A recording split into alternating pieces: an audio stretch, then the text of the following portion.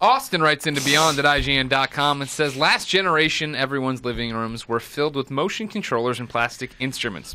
This generation, the Wii U, is so far a total failure, and Microsoft just announced the debundling of Kinect for Xbox One. Why is this? Are hardware manufacturers going to stop trying to innovate with consoles? What does this say for Oculus/Morpheus? Peripherals that will cost hundreds of dollars when they eventually release.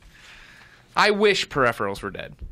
I remember when I remember getting the Super Scope, being like, here we go, and then this thing sucks and it works for 2 games, and hating them and being like, I'll never buy another peripheral. Super Scope, that was a weird one. And then by the time we got to like Rock Band and Guitar Hero, you had all these peripherals. I was like, no, not again. We're going down this path. But they got you with those ones for a little while. Yeah, and then like Wii comes out, it's got its controller, and then it's got like the steering wheel for Mario Kart and all this. It's like, stop. Well, it's a fine line because some of those peripherals that you just named were designed and engineered very well to deliver an experience that was like mirrored in the software, and they were married together very like cohesively. And then in some cases, like I would say the Kinect, you've got a gadget that they're like, hey, let's see if we can find a game to make for this gadget. When you look at the Rock Band and Guitar Hero craze, that was a piece of hardware custom built for a piece of software meant to interface in a meaningful way. Right. Kinect is like, well, let's put out a big blanket, net over this problem of motion control and immersion and see what developers can come up with. And that's Same thing can be said for PlayStation Move. Sure. Gen 1. Oh, sure, absolutely. And I think that's why Sony was smart to not go like balls to the wall all in on that basket of eggs. They should have tried. For a short time, but I think once they figured out it wasn't going to work, they were just like, okay, well, it exists, but we're not going to make our whole platform based around it. Sure. Do you think this is the final generation of peripherals? No. They're going to be forever, right? Yeah, I think so. And I don't think peripherals are necessarily a bad thing. I think about the Zapper on NES was pretty cool. Like, it was only useful for a few games, but it was cool, and it wasn't like obtrusive, They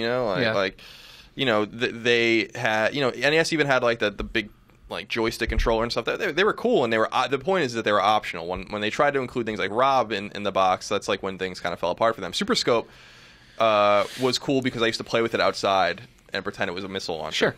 Sure. But then like the Guitar Hero and Rock Band shit was like that was a craze for a little while, and you had to have them. I understand like they're like in a fucking landfill somewhere now, but that was the way it goes. I think with these VR headsets, these are going to be boutique items that not everyone's going to buy, and as long as you don't shove them down people's throats, then it's going to be fine. People that want them are going to buy them. Whether or not they're successful has nothing to do with them being peripherals. I mean, my question for them turns Project Morpheus in particular, because that really is a peripheral, whereas Oculus is kind of a platform. For Morpheus, it feels similar to what happened with PlayStation Move, where they're going to say, here's Project Morpheus, here's the launch of 10 games, and then it's going to be Morpheus doesn't sell that well. It doesn't sell spectacularly, and nobody else wants to support it because we're talking about with Shu at GDC, right? Like, he sees the games on Morpheus being from the ground up just for Morpheus, just like a good PlayStation Move should be, like Deadman's Quest or whatever. But that game didn't sell. There was no one there, and then people stopped making PlayStation Move games. Yeah. So how much rope do they get to make awesome Morpheus games? Poor Zindagi.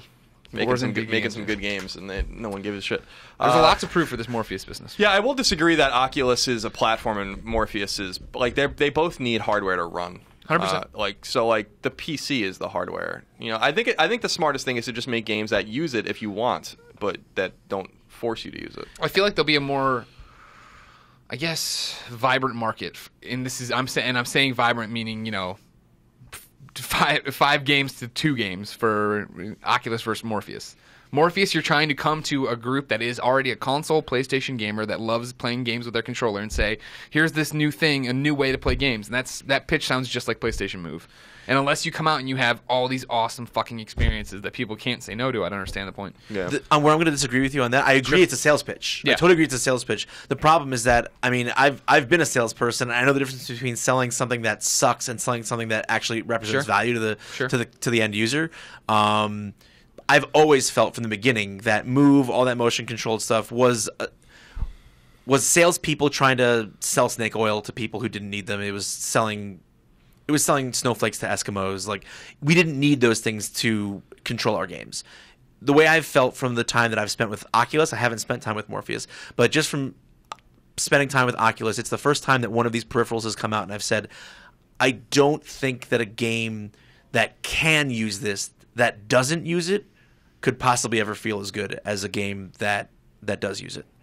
Like if the genre it exists in can support it, like for instance Hawken, like a mech combat game, then the Oculus doesn't get in the way or kind of obscure control. It adds layers of control. Right. And I think that once people get to experience it themselves, you're not going to have to sell them. They're going to just be ravenous for it. That's what I think. I think that's how good it is. I think that's the case for Oculus. I think it's a different story for Morpheus. I haven't tried Morpheus yet. But I mean, I'm not even talking about the quality of the product. I think that there's different audiences they're going for. I think the PC gamer who's so into their games is willing to put down or back or do whatever with an Oculus. I think is a different person than the console gamer. I think that you're dealing with different install bases in different markets. It's possible, but I mean, it's all about like, oh my god, what did I play at Jimmy's house? And I feel like a lot of kids. What did you play at Jimmy's house? Nothing. Spin the Jimmy bottle. hated me. Jimmy didn't like me. Get out of here. But I think a lot when a kid, or even forget a kid, a young adult goes over to their friend's place and they're looking around a real world. They're gonna go, holy shit, I need this in my life. That's what I think. All right.